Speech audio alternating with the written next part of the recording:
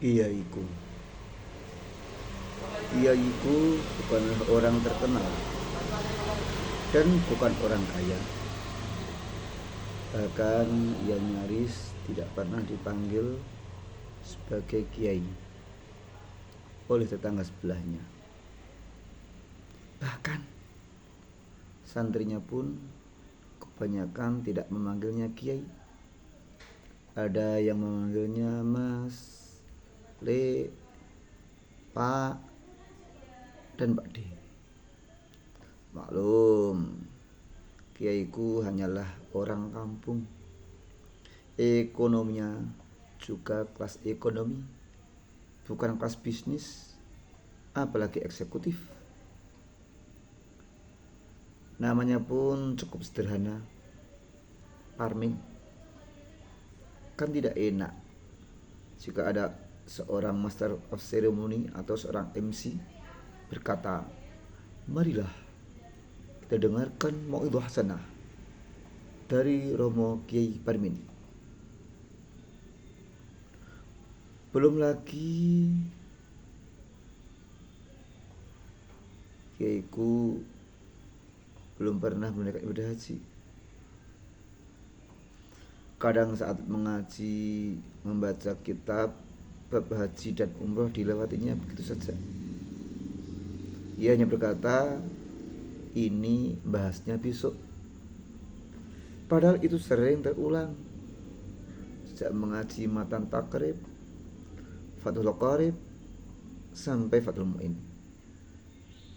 Alasannya sederhana, karena beliau belum pernah menunaikan ibadah haji dan umrah. Jangankan haji dan umrah, untuk mencukupi kebutuhan sehari-hari pun kiaiku harus berjualan tempe. Kata beliau, sebagian dari para rasul itu pedagang.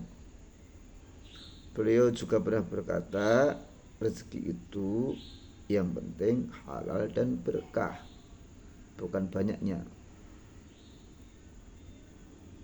Sekampung hanya aku yang memanggil kiaiku dengan kiai.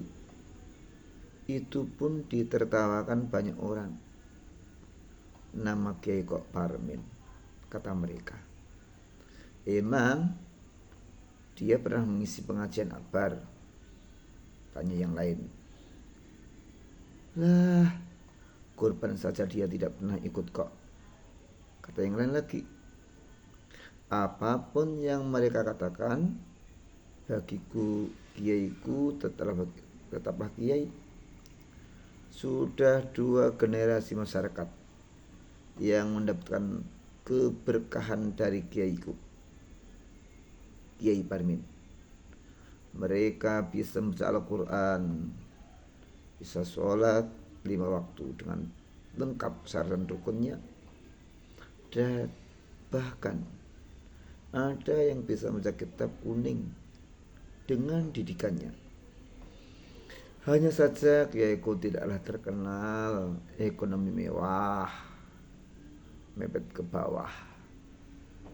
Pakaian sederhana, sarung seharga 50.000 dan kemeja seharga 75.000. Suatu saat kampungku didatangi oleh Pak Lurah.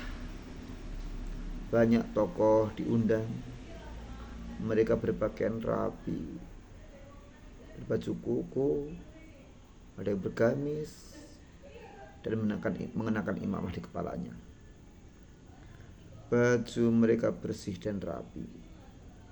Jika orang berjabat tangan dengan mereka, maka hidung mereka akan mencium bau hajar aswad, melati, kesturi, malaikat subuh, atau yang lainnya. Mereka berbincang-bincang dengan hangat, dengan mesra, dengan akrab. Ketika kiaiku hendak mendekat, tiba-tiba seorang hansip melarangnya. Hingga kemudian kiaiku pulang. Entahlah, sesampainya di rumah, apakah ia sholat duha, membaca Quran, atau justru tidur sambil memeluk Bunyai? Sungguh aku tidak tahu.